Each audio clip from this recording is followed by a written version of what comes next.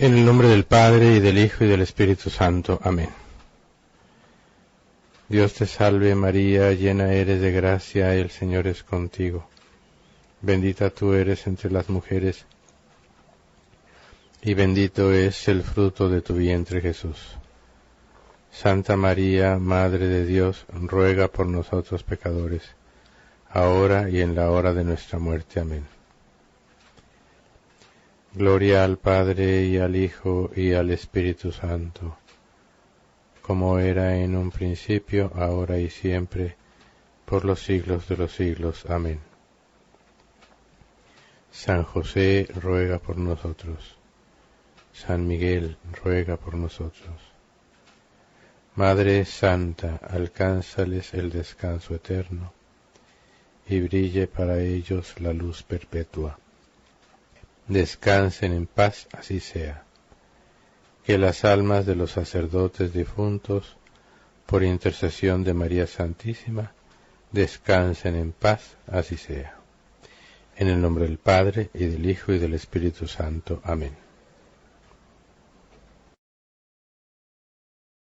En estos días, la semana pasada, yo he estado meditando varias cosas que me parecen muy interesantes. Creo que ya alguna vez había yo dicho algo al respecto. Pensaba en esa tremenda vida de los apóstoles, de los discípulos de Jesús, esos cambios tan bruscos en su vida, y que prácticamente desde que Jesús apareció en sus vidas cambiaron y eran un continuo cambio externamente. Primero, pues se encuentran así, pues pescando, cada uno en sus labores normales, y de pronto, sin más, ven y sígueme. ¿Qué preparación tenían ellos? ¿Qué formación? Simples pescadores. Uno era colector de impuestos y así, gente sencilla, gente del pueblo. Y sin más, ven y sígame, te haré pescador de hombres. Y después de un cursito de 3 años, ya los pone a la cabeza de la iglesia. Bueno, pasan los 3 años con cantidad de cosas que sucedieron a su alrededor, de las cuales en cierto sentido podríamos decir que no se terminaban de ubicar, porque pues un día Jesús le dice a Pedro, pues tú vas a ser la piedra, y en ese mismo momento le dice, apártate de mí, Satanás. Yo creo que tanto él como los demás estaban como mareados de tanta información, de tanta cosa nueva.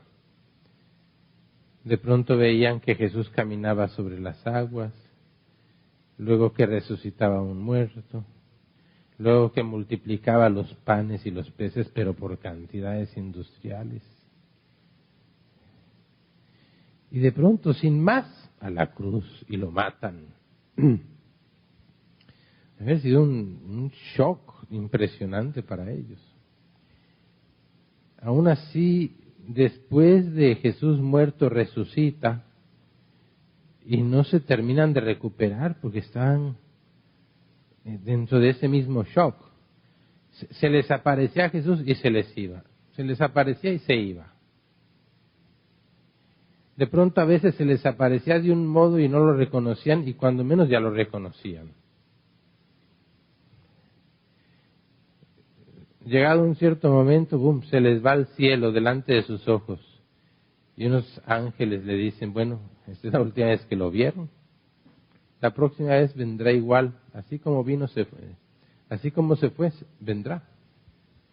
Anunciando la segunda venida de Cristo. La segunda venida de Cristo la anunciamos nosotros todos los días a la hora de la consagración. Cuando el sacerdote dice, este es el sacramento de nuestra fe. Anunciamos tu muerte, proclamamos tu resurrección, ven, Señor Jesús. Y les toca estar 10 días asumiendo todas estas cosas en profunda oración. Y Dios iba haciendo en ellos, ¿qué cosa? Los iba haciendo dóciles, dispuestos. Abría su corazón a través del dolor, el dolor de saber que ese hombre que había cambiado sus vidas en 3 años, ya no iba a estar con ellos. Y sabían que su vida no iba a ser la misma jamás. De pronto un día llega el Espíritu Santo. Y lo mismo, otro tremendo cambio. Este punto a mí me parece interesantísimo porque habían estado con ese Jesús resucitado, lo habían tocado, habían comido con él, lo habían escuchado, les había terminado de explicar.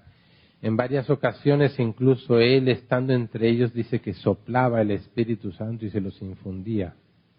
Pero todavía no tenían esa fortaleza de dar testimonio. Conocían lo que Jesús había hecho, ya Jesús les había estado explicando las Escrituras, ya podíamos decir, entendían y conocían, pero les hacía falta la vivencia. Es decir, que el Espíritu Santo entrara en ellos y los tomara. Y una vez que los tomó, cosa maravillosa, se les quita el miedo. Y no importa que están listos a dar testimonio de ese hombre Dios, ahora saben que es Dios mejor que antes. Dan testimonio y están dispuestos a dar su vida.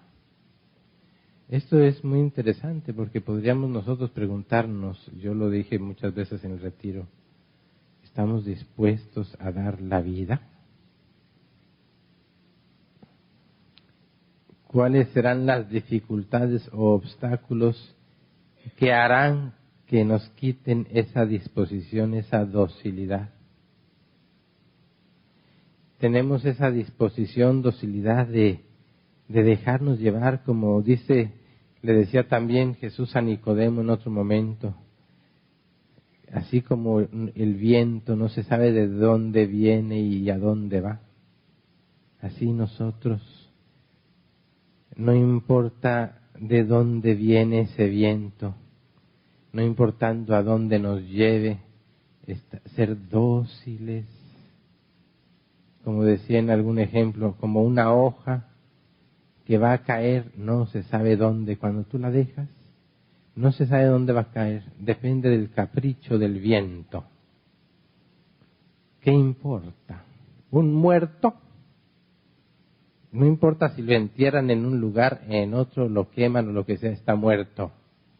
Nosotros estamos muertos.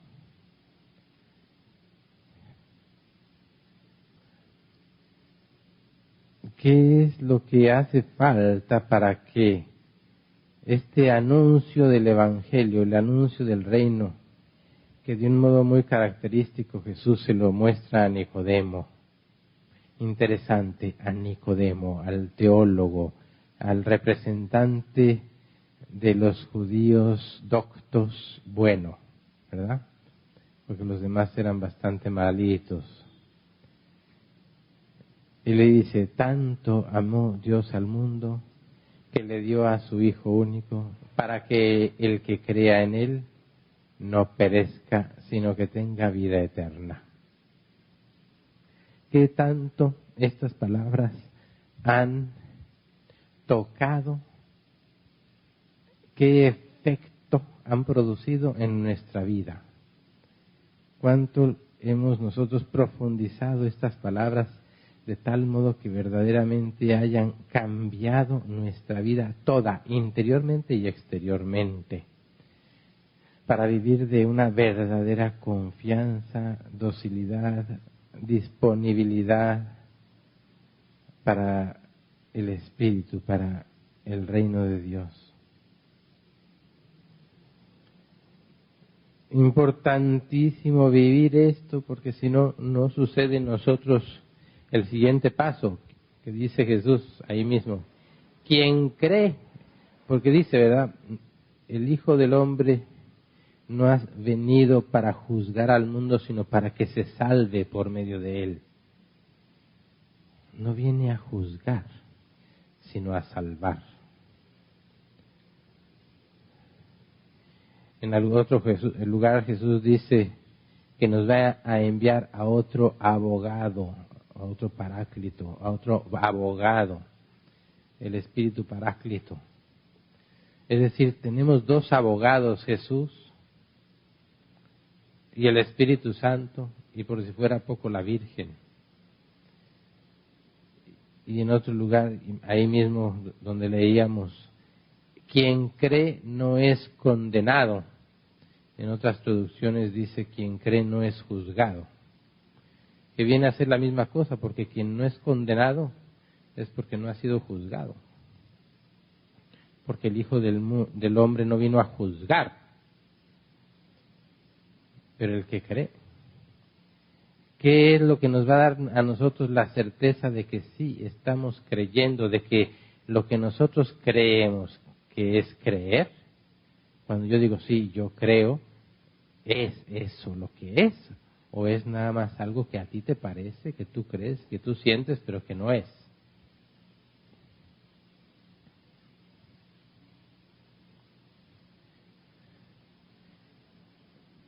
En verdad, todas estas cosas así yo las he venido meditando mucho.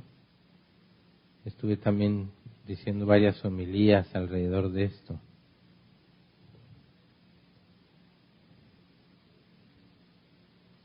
Por una parte, una cierta respuesta la encontramos en la cruz, como lo venimos diciendo en todo el retiro.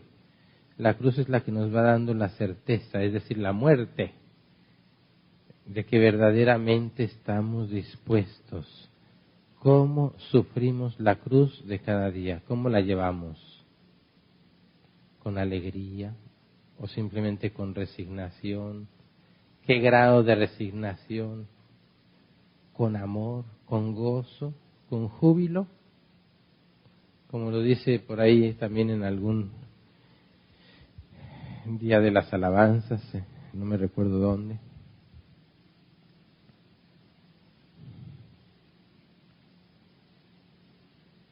Por otra parte,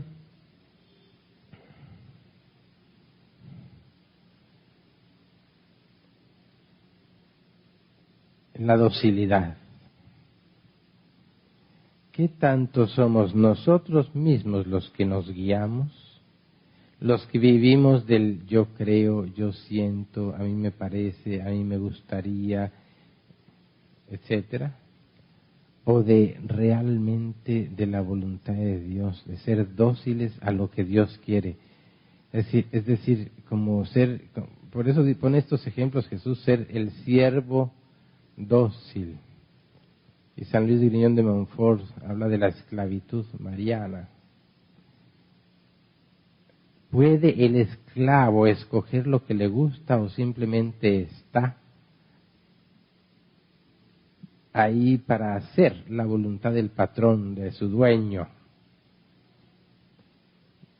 ¿Qué tanto nosotros estamos como dispuestos a decirle, Jesús, yo soy tu esclavo?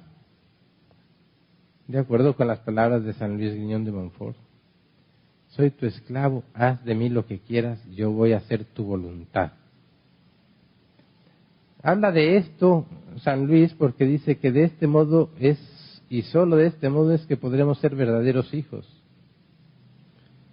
Un hijo no es el que puede hacer lo que se le pega la gana, sino el que aprecia y ama tanto a su papá y lo honra tanto y cree tanto en él, tiene tanta confianza en él, que prefiere la voluntad de su padre a la suya propia. Porque dice, él sí sabe, yo no sé. Él sabe qué es lo mejor, yo quién sabe. Así que si mi papá me manda, me pide lo que sea, yo lo hago con alegría porque tengo la certeza absoluta de que mi papá quiere lo mejor para mí y para todos. Pero si en medio de eso mezclamos nuestro juicio, nuestro criterio, que puede llegar a ser, ya con mucha sabiduría y mucho entendimiento, pero ¿hasta dónde? Y mezclamos también nuestros gustos, y que si me gusta, que si no me gusta, que si me parece, que si siento, que si no siento, etcétera. Se va como diluyendo esa voluntad de Dios, pura y santa. Ese es nuestro trabajo. Es un trabajo de amor, de hacer la voluntad de Dios porque la amo a cualquier costo, para la gloria de Dios. Lo único que tengo que hacer es como cerciorarme, ¿verdad? De eso yo muchas veces, muy frecuentemente hablo, ¿verdad? Y estoy como empujando y empujando, porque no podemos crecer si no hay un crecimiento, si no hay un alimento propio.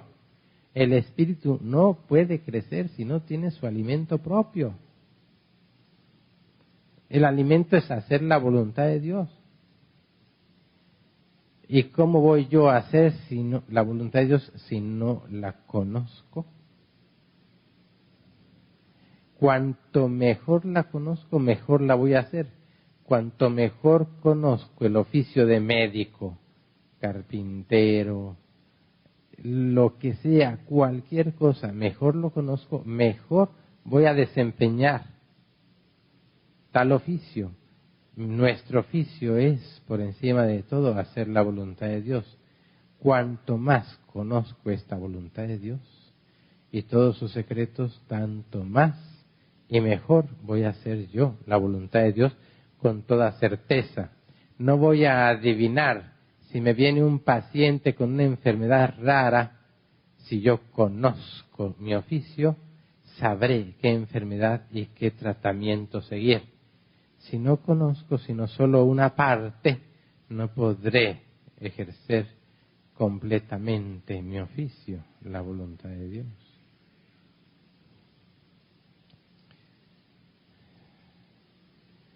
Por otra parte, la docilidad y disponibilidad nos lleva a ese dejarnos llevar por el Espíritu, pero no un espíritu bobo que se deja llevar por lo que siente, por sentimentalismos y emociones,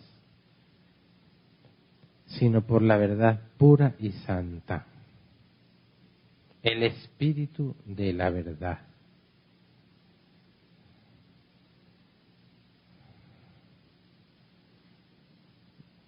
En verdad que cuando un alma es dócil, es como esa hoja que cae de un árbol y que es toda ligera, no cae así de golpe, toda ligera, no tiene peso. Así nos sucedería a nosotros. No sentiríamos el peso de tantas cosas. Dejaríamos de verdad que Dios lleve todo y no nosotros. Ocúpate de mí y yo me ocuparé de ti. Creeríamos en esas palabras. Muchas veces es que somos nosotros mismos los que llevamos ese peso enorme encima. No nos costaría tampoco la corrección, sino más bien nos agradaría, porque al corregirnos estaremos más seguros de que corrigiéndonos estaremos en la voluntad de Dios.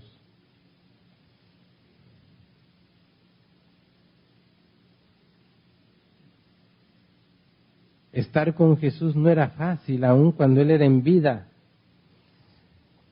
¿Cuántas veces no le dijo Jesús a los apóstoles, hombres de poca fe, hasta cuándo voy a tener que estar con ustedes?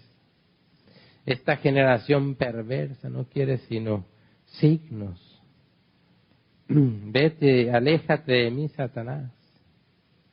A veces les hablaba fuertecito, no es que era así todo dulce, un Jesús afeminado como muchas veces se le pinta, que porque a veces uno es fuerte ya, todo el mundo se asusta, lo que quieren es un Jesús todo siempre suave, dulce y delicado y afeminado.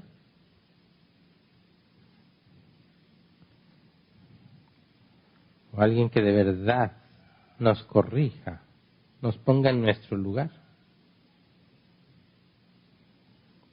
Aunque a veces nos cueste, ¿verdad? Seguro que nos va a costar.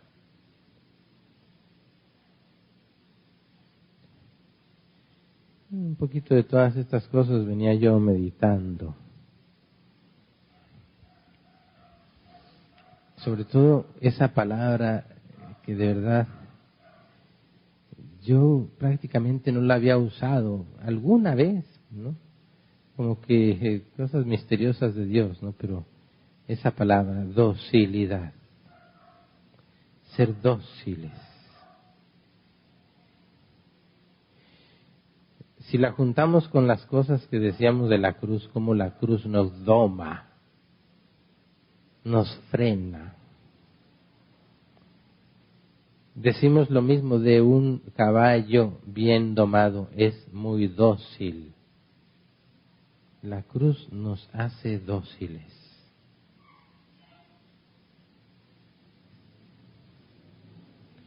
En verdad que la cruz se vuelve alegre, se vuelve especial, sin dejar de ser cruz. Tremendo misterio. Bueno, pidámosle en este día también a la Santísima Virgen María, a San José de Cotolengo, un tremendo santo, que nos concedan la gracia de la docilidad, que nos concedan la valentía de dar la vida, de morir por amor a Dios, que nos conceda la sabiduría para entender que es tú y Dios, tú debes responderle a Dios. Y mientras no tengas responsabilidad, a ti se te va a pedir lo que a ti se te pida y no a lo que los demás. Hay muchas cosas que meditar.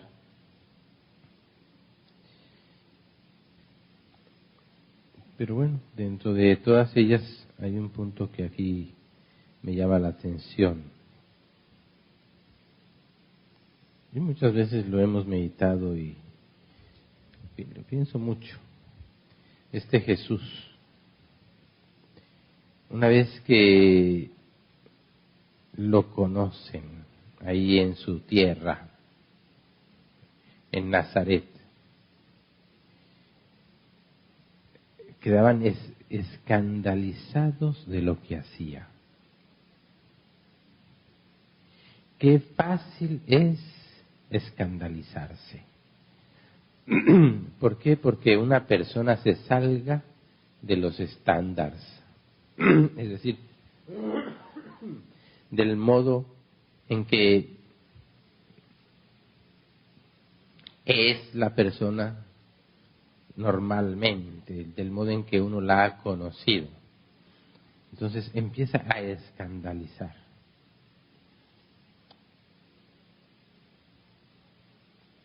¿Quién sabe cuántas preguntas más se hacían? El clásico de cada persona que empieza a darle vueltas en la cabeza, que si esto, que si el otro, y bueno, y no está aquí María y sus hermanos, y esto y el otro.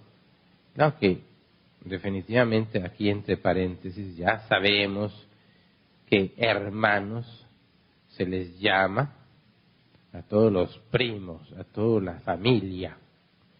Y eso es muy evidente porque incluso cuando fui, aún el día de hoy, entre los judíos, los palestinos, en todas esas tierras, sigue siendo así.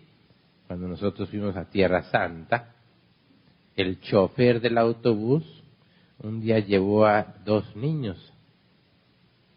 Y entonces se llamaban hermanos y eran sus hijos. Y ya luego supimos que él le decía hijo incluso al hijo de su hermano, que no era ni de él. Y entre ellos se llamaban hermanos, no se llamaban ni primos. Si eso es hoy, ¿cómo sería en aquel tiempo? De manera que esa teoría protestante de que Jesús tenía hermanos y hermanas es una tontería. Bueno, cerrando el paréntesis. Pues que si nosotros lo conocimos, Él vivió entre nosotros tanto tiempo, Él era así, así, así, y ahora viene con eso. Y escandalizarse, ¿por qué? Porque hacía milagros y predicaba la palabra de Dios. Porque muchas veces cuando uno cambia,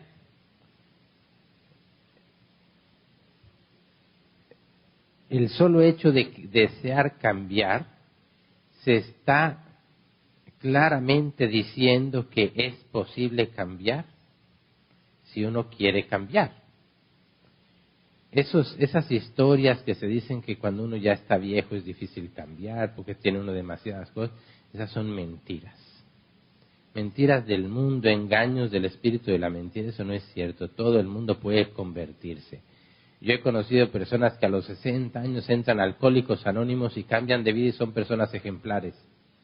El día que reconocen que están enfermos y que piden ayuda. Convertirse no es una cosa del otro mundo. Por ejemplo, en México, uno de los primeros beatos, el beato Sebastián de Aparicio, ese hombre entró al convento a los 60 años. Y se hizo santo así, de los 60 a los 90. Si él hubiera dicho a los 60 años, yo ya estoy muy viejo, no hubiera ni empezado.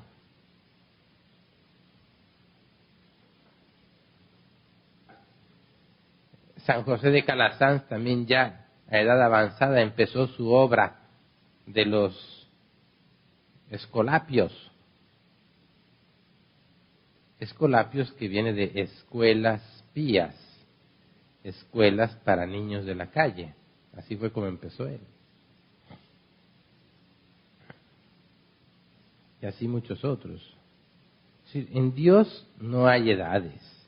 Lo mismo también un niño que se refugia en la cuestión, o los adultos, ahí están, es que el niño no entiende. ¿No entienden? Entienden más. ¿Cómo puede saber que eso es pecado? Bien que saben.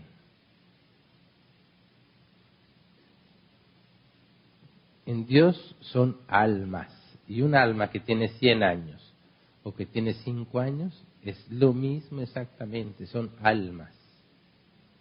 Y ya tienen una voluntad y bien pueden ofender a Dios e incluso irse al infierno, uno y el otro. A todos Dios les da más que suficientes oportunidades para poder cambiar de vida, ser mejores, siempre, siempre, siempre, sea niño chiquito o no. Sino que nosotros somos tan bobos que creemos que estamos educando a los hijos y los hijos son los manipuladores. Yo siempre lo he dicho. Siempre. Pero los grandotes igual son de manipuladores, que tratan de manipular diciendo, es que yo ya soy viejo, es que a mí no me gusta, ay, es que esto. Pero ya no tienen a alguien a quien someterse y que les diga, no.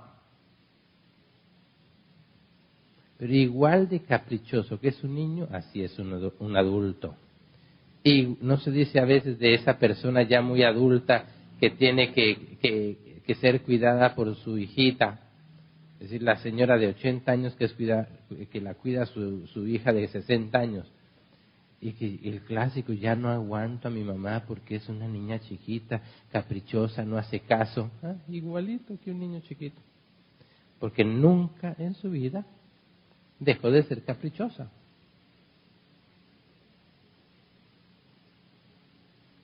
Todas esas son cosas que el mundo le va metiendo uno en la cabeza y ya se queda uno con esas cosas. Y se queda ahí, ya, y uno cree eso y basta. Qué fácil es porque se escandaliza uno de cualquier cosa que no entra dentro de tus parámetros y ya.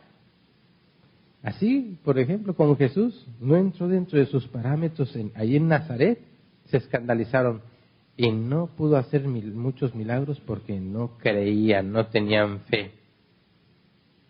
Pero es por Dios, y Él mismo les dice, si no me creen a mí, vean lo que digo, escuchen, piensen en lo que estoy diciendo y vean los milagros. En vez de alegrarse, se escandalizan. Ahora, esto mismo puede suceder cuando uno empieza a acercarse a Dios. Se empieza a hacer rutina y las nuevas verdades que vamos conociendo, las vamos nosotros, en vez de dejar que destruyan nuestras estructuras, nuestros esquemas humanos, para crear una nueva fundación, porque como ya somos adultos, creemos que no es necesario, que ya tenemos toda una formación. Entonces, solo cuando nos damos cuenta de cuánto nos hace falta, de cuán frágil es esa supuesta formación, criterios, principios que tenemos, muchos de los cuales son muy buenos, pero no somos capaces de darnos cuenta que hay algo más grande. Por eso esa parábola de la perla preciosa es muy especial. Este hombre, mercader de perlas, de joyas preciosas, encuentra una, la más valiosa, y va y vende todas las que tenía para adquirir esta. Nada de cosas malas, pero encontró una que es la más preciosa y va y vende, se deshace de las otras para adquirir la mejor. Nosotros queremos quedarnos con una y con otra. No hemos alcanzado a entender lo grande del reino de Dios. El Jesús que conocieron estos hombres seguramente era un Jesús bueno. No era ningún hombre malo, porque no cometió pecado alguno. Aún así, no aceptaban que era aún mejor.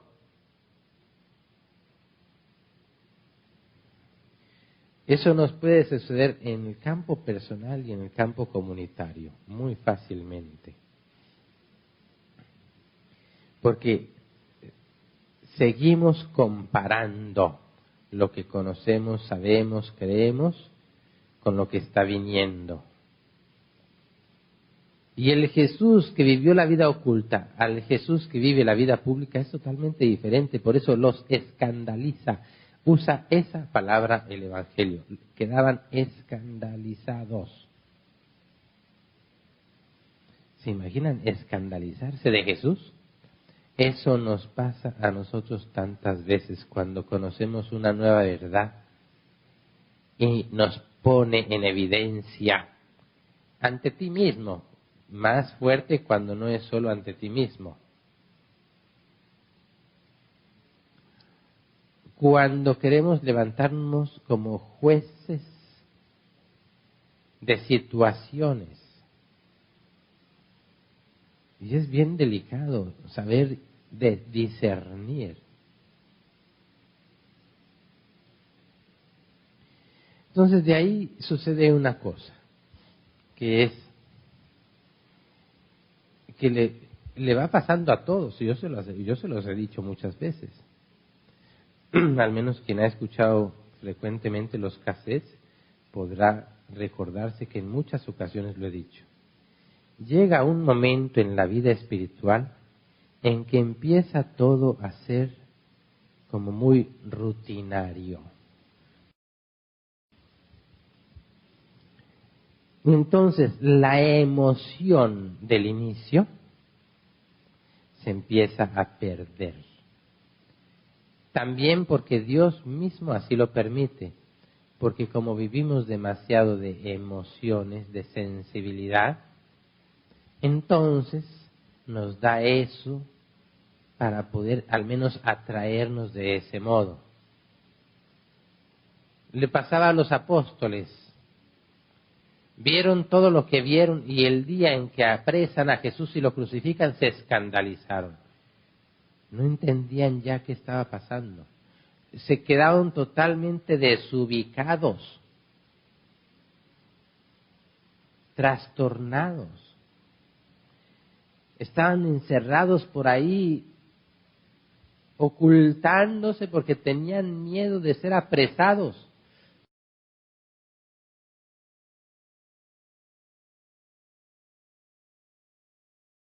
Porque no querían no creían, no conocían bien la profundidad del mensaje de Cristo. Entonces, nos sucede igual que en algunos movimientos que yo he dicho, que la gente va sobre todo por las emociones, porque sienten bonito, porque ven milagros, porque esto, porque el otro, pero ya hemos visto cada vez con mayor evidencia que muchas veces, después de un periodo de tiempo, se van sintiendo vacíos porque falta algo más. Es decir, mayor doctrina. Llega un momento en que prácticamente sienten que ya saben todo, lo han vivido todo, lo han visto todo, y no han ni siquiera empezado a conocer la verdadera religión, porque lo viven demasiado superficialmente, en los sentidos, en las emociones. Bueno, en la divina voluntad también sucede eso. Uno se emociona al escuchar y entender ciertas verdades, el amor de Dios, que llega a tal grado que quiere darse totalmente a nosotros, que lo que tienes que hacer es morir a tu voluntad. Uno lo oye así y dice, ay, yo quiero, sí, pero cuando ya viene la hora de morir a tu voluntad, es cuando ya empezamos como que a que no nos gusta. Por eso este retiro que tuvimos en Semana Santa hablaba tanto de la cruz. Tomado de los escritos, tomado de la enseñanza de la Iglesia. El escándalo de la cruz. Cuando llegamos a la cruz es cuando ya no entendemos, cuando no aceptamos, no apreciamos, no valoramos, y menos aún la queremos vivir. O la vivimos así como resignados porque no nos queda otra, porque de todas maneras la cruz la vamos a tener siempre. ¿Cuánta gente se acerca a Dios nada más para que Dios les quite la cruz que tienen encima? El clásico, Dios le dio un cáncer a una persona y fue el único modo para que se acercara a Él. Señor, quítame este cáncer, y Dios dice, pues ¿para qué te lo quito? Si cuando no tenías cáncer estabas bien lejos de mí. Ahora con el cáncer estás cerca de mí. Mejor te lo dejo y así no te alejas de mí. Pero la gente no piensa, no medita.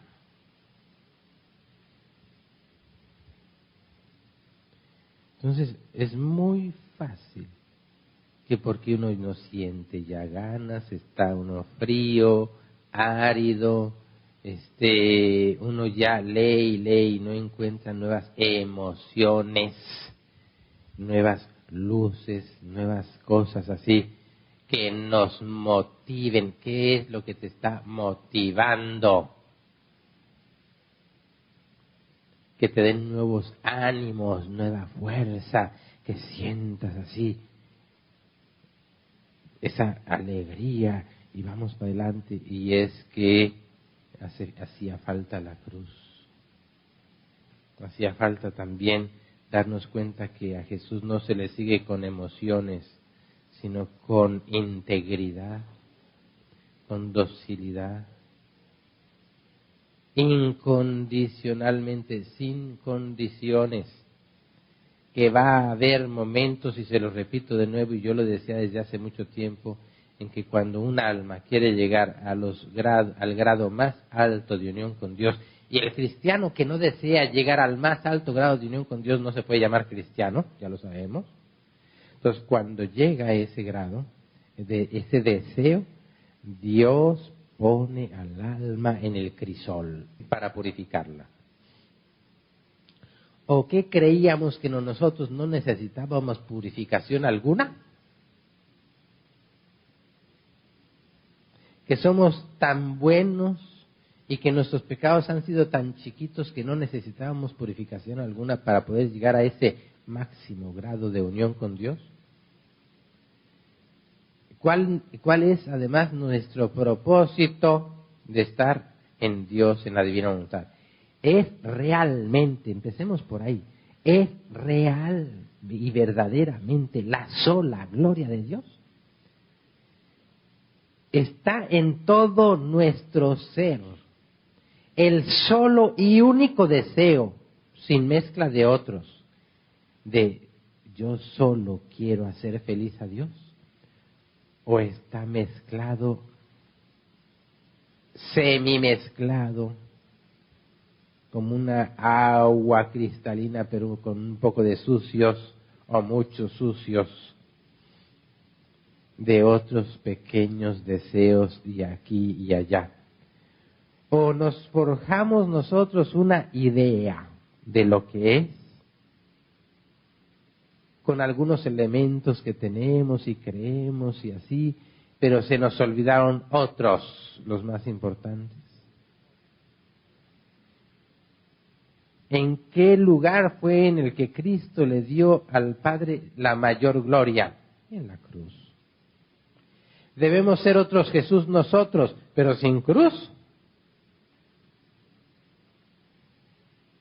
Si debemos ser transformados en aquel que recibimos, es en todo aquel que recibimos y no nada más en lo que nos gusta. En ese Jesús, esa imagen de Jesús que se tiene todo afeminado y que no es así. Que se enfrentó a la vida con fuerza. Que vivió entre los hombres haciendo toda clase de bienes, sabiendo que no lo entendían, que los vio como ovejas sin pastor y con compasión les daba, pero también se los echaba en cara.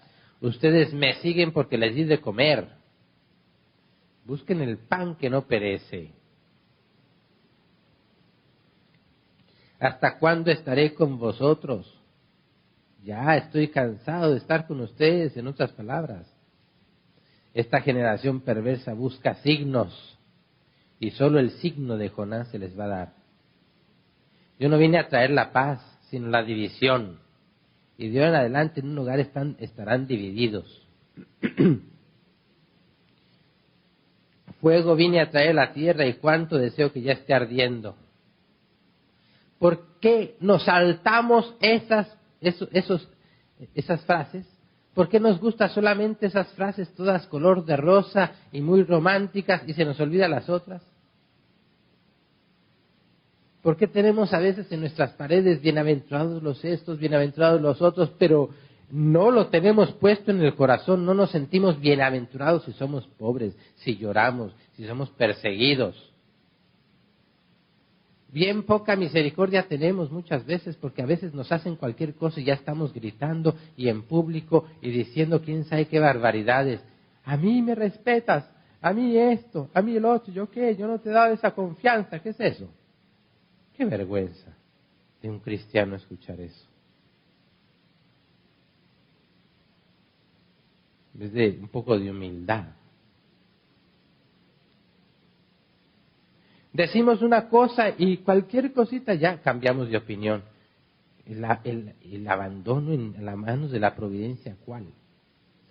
Yo creo que tenemos que meditar que ese retiro de Semana Santa, meternos seriamente a verte tú mismo, no a ver si los demás lo hacen o no lo hacen, a verte tú mismo. A bajar la cabeza.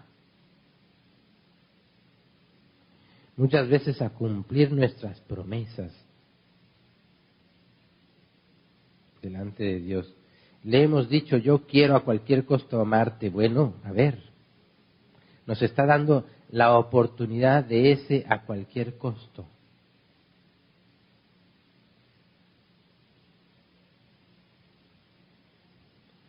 Y luego cuando se les llama la atención, ay, el Padre ha cambiado, entonces, ¿qué creen ustedes que es el amor?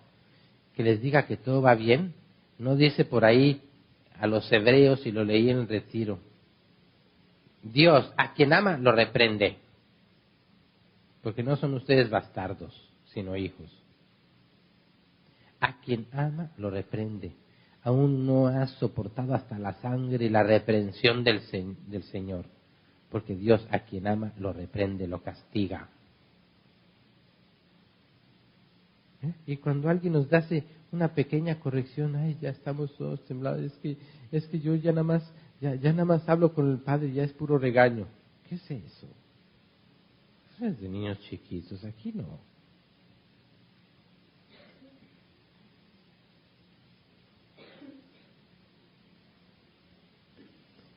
Estamos buscando emociones, estamos buscando sensibilidad, sentir bonito. Este no es el lugar. Aquí es el camino de la cruz, porque ese es el camino hacia la santidad, hacia la unión con Dios. Es en el anonadamiento, en el aniquilamiento del alma y del verbo que se realiza la unión. ¿Dónde es eso? En la cruz. Ahí es donde se realiza ese desposorio místico tremendo. Cuando estés bien crucificado, entonces Jesús estará bien crucificado en ti, de modo que nunca jamás pueda salirse. Que realmente seamos uno, como el Padre y el Hijo son uno. De manera que no nos escandalicemos. No nos escandalicemos. Escandalicémonos en último caso de nosotros mismos.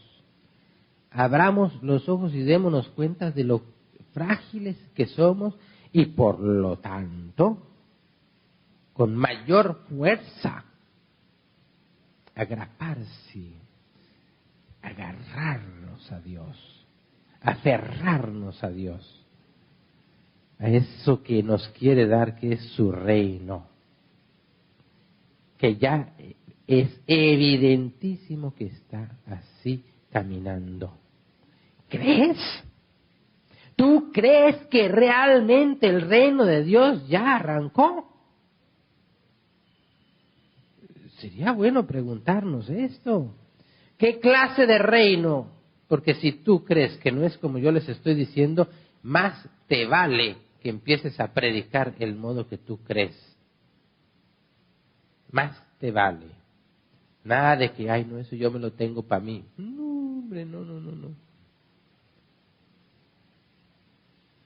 Leamos los escritos, ahí está todo clarísimo. ¿Creemos en el reino de Dios? ¿Estamos dispuestos a dar la vida? O como ha sucedido, personas después de 7, 10, 15 años, de pronto por una bobada, es decir, la realidad es esta, por haber sido inconstantes, por haberse estado buscando a sí mismos, haber estado buscando la compañía de las criaturas y no la compañía solo de Dios, por no haberse metido a vivir solo en Dios. Ese buscarse a sí mismo a veces, muchas veces no lo terminamos de entender. Cuando tú vas a hacer algo, ¿por qué es? ¿Para que te vean? ¿Para qué esto? ¿Para qué el otro? ¿O para la sola gloria de Dios, para hacer feliz a Dios? ¿Tenemos que hacerlo enojados? ¿Podemos hacerlo felices porque sabemos que es para la gloria de Dios? En fin, hay mucho que aprender, hermanos. Pero sí les digo una cosa, yo no les prometo el cielo sobre la tierra como ustedes creen. Ser felices, eso me parece increíble, ¿no? Lo que le dice la Virgen a Santa Bernadette. No te prometo el cielo sobre la tierra, tú vas a sufrir. Y yo no sé a qué santo habrá sido al que no le dijo Jesús o la Virgen, te prometo muchos sufrimientos. Yo eso se los prometo también, eso sí. Les prometo también el cielo sobre la tierra, porque la cruz bien sufrida sobre la tierra es el paraíso sobre la tierra. Eso lo dice Jesús muchas veces. Ahora, ¿creemos o no creemos? Ve a leer, ve a verificar en todos los santos si es así o no. Y si no crees, vete, cámbiate de religión. O vete a vivir con los mediocres cristianos y católicos que viven un cristianismo tan superficial que da asco. Da verdaderamente asco, son vomitada de Dios. Pero ni cuenta se dan, ni asco les da de sí mismos. A mí me da mucha rabia que esas cosas como que Jesús vivió entre ellos, la Santísima Virgen María, nada menos ni nada más que la Virgen María y Jesucristo mismo 30 años entre ellos y no lo reconocieron. Estaban escandalizados. Hermanos, eso es una imagen de lo que puede muy fácil sucederle a cada uno de nosotros, escandalizarnos. Porque no nos gusta el modo de la santidad que nos presentan. Por eso los santos son pocos y por eso Jesús dice en los escritos de Luisa, serán pocos. Porque cuando llega la hora de la verdad es cuando nos empezamos a echar para atrás y queremos vivirlo pero como a medias. No nos engañemos, eso no es vivir en la voluntad de Dios. Vivir en la voluntad de Dios, lean, es todo o nada. Cruz la va a haber, segurísimo. Y lo más probable es que la cruz más grande que vayan a tener cada uno de ustedes será yo, el que está aquí al frente de ustedes. Porque a mí es a quien le toca crucificarlos, decirles la verdad. A algunos no puedo ni decírselas porque si les digo cualquier cosa ya se escandalizan y se van y se retiran y cómo, si yo he sido siempre muy buena con el Padre y yo he hecho esto con el Padre y yo siempre lo he querido, ¿por qué me trata así? ¿Por qué me habla así? Bueno, problemas de ustedes. Yo voy a responderle a Dios directamente. Ay de mí si yo no hiciera todo esto. Y como dice muy claramente San Pablo, yo ya no voy a predicar otra cosa sino la locura de la cruz. Cruz, cruz, cruz, cruz, cruz, hermanos. Eso es vivir en la voluntad de Dios. Hasta que no abracemos la cruz, no pensemos que estamos viviendo en la voluntad de Dios.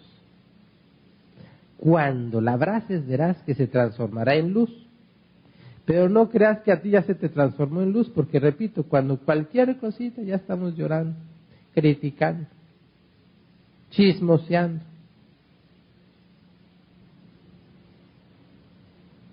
Y a veces les digo, a mí me dan ganas en algunas ocasiones de indagar, investigar, de meterme de lleno para ver de dónde salen todos los chismes y cada cosita. Solo que ¿saben qué sucedería? Yo no sé, pero tal vez se quedaría 1 o 2 en la comunidad.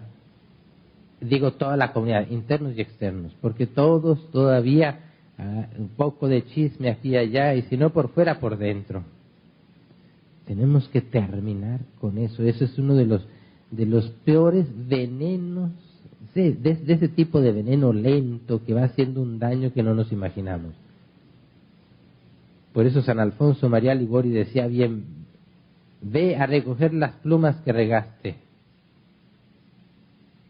El tremendo daño que se hace. Yo me veo en la obligación de hablar de esto, ¿por qué? Por defender a las almas y a la divina voluntad, porque por mí, digan lo que quieran, aplástenme, a mí qué me interesa. Yo a veces me entero hasta después de 2, 3 años de las tonterías que andan diciendo de mí, que a mí no me interesa. Yo le voy a responder a Dios y eso se acabó. No tengo que responderle a nadie. Pero ay de aquel que escandalice a uno de estos pequeños. Junto con todo lo que estoy diciendo, porque no se trata aquí de este punto solamente, sino de que qué dolor que Jesús estaba ahí en su pueblo, quería hacer el bien y no pudo. Y eso es lo que a veces llega a un punto en que estamos ya tan acostumbrados a vivir con la verdad, Jesús, que cuando nos quiere manifestar una verdad más sorprendente, más bella, más fuerte, más potente, nos escandaliza, porque como que nos cambia todo el panorama.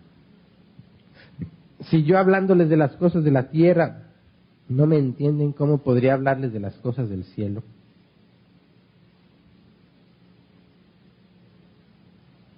De pronto yo empecé mal, yo empecé hablando de las cosas del cielo y ahora les estoy hablando de las cosas de la tierra. Porque creímos que el cielo lo teníamos ganado sin hacer nada, sin morir, y cuánta gente seguía la misma vida toda así ridícula. Y cuando se les dice que hay que seguir creciendo, se escandalizan también. Ya alguna vez lo decía, ¿quién es el que no tiene, paga el cable, paga esto, paga el otro, pero se quejan de dar una ayuda para extender el reino de Dios? Como si los cassettes y los libros fueran los más caros del país. Eso es muy triste. Y que por eso no crecen, porque no hay tiempo. Claro, como trabajan 24 horas al día, claro que no hay tiempo.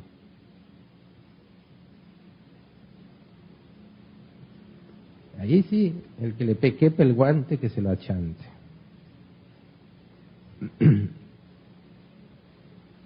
No nos vaya a suceder lo mismo que sucedió a Jesús en Nazaret. Ya vivimos tan familiarmente con Jesús que de pronto nos quiere manifestar una nueva verdad, más sorprendente, más fuerte, más bella, y quedemos escandalizados porque no entra dentro del Jesús que nosotros conocemos. Tengamos cuidado.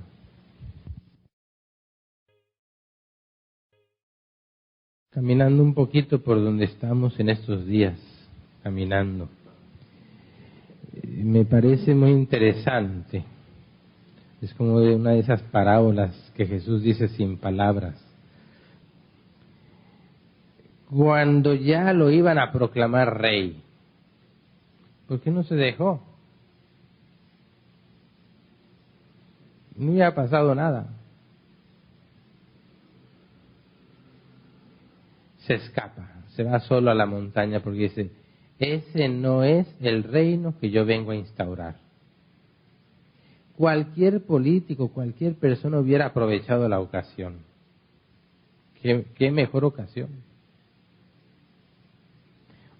Se hubiera podido aprovechar de su poder de hacer milagros para que lo proclamaran rey.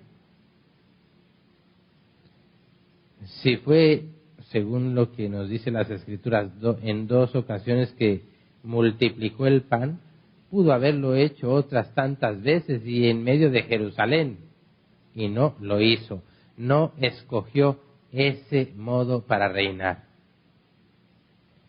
Si nosotros seguimos leyendo el Evangelio que acabamos de escuchar, dice que se voltea y les echa en cara y ustedes me siguen porque les he dado de comer. No busquen el pan que perece, sino el que no perece. Yo les voy a dar otra comida que es mi cuerpo. En cambio, cuando sí se deja coronar como rey, es cuando lo coronan de espinas. Pudo haberse liberado, y en esa ocasión no se liberó. Deja testimonio patente de su poder cuando en el momento que lo apresan le preguntan. Él les pregunta, él sale al encuentro de ellos y les dice, ¿a quién buscan? A Jesús Nazareno, y él dice, soy yo. Y caen desmayados todos por la potencia de su voz. Él nos está diciendo que su palabra es suficientemente potente para liberarse de quien sea, pero él se entregó voluntariamente. Nos está enseñando qué clase de reino es el que él quiere instaurar. No es por medio de signos y de cosas bonitas. Que a veces suceden, sí, es verdad, porque solo así creemos. Muchos creen porque ven. Bienaventurado el que sin haber visto cree. Y creer en el sentido completo, en el sentido propio del Evangelio, que es vivir lo que creemos. Y en la vida espiritual nuestra,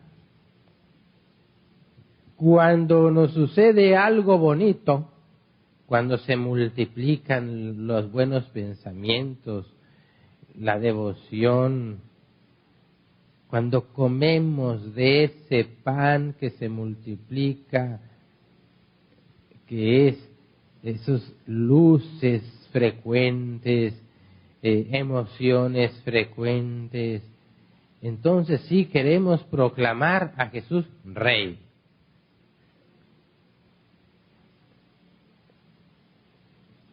Esto ya es cuando ya vamos caminando, ¿verdad? Ya no estamos hablando del proceso de conversión. Lo queremos proclamar Rey. Y de pronto Él se esconde.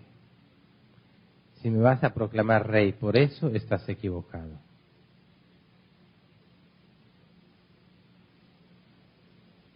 Él quiere que lo proclamemos Rey en la cruz, en el dolor. Cuando seamos capaces de llevar nuestra cruz de cada día con amor, con gozo. Como decían los apóstoles, los azotaron y salieron felices de haber podido dar testimonio del nombre de Jesús, de la verdad. Dios te salve María, llena eres de gracia, el Señor es contigo. Bendita tú eres entre las mujeres y bendito es el fruto de tu vientre Jesús. Santa María, Madre de Dios, ruega por nosotros pecadores, ahora y en la hora de nuestra muerte. Amén. Gloria al Padre y al Hijo y al Espíritu Santo, como era en un principio, ahora y siempre, por los siglos de los siglos. Amén. San José, ruega por nosotros. San Miguel, ruega por nosotros. Madre Santa, alcánzales el descanso eterno, y brille para ellos la luz perpetua. Descansen en paz. Amén. Que las almas de los sacerdotes difuntos, por intercesión de María Santísima, descansen en paz. Amén. En el nombre del Padre, y del Hijo, y del Espíritu Santo. Amén.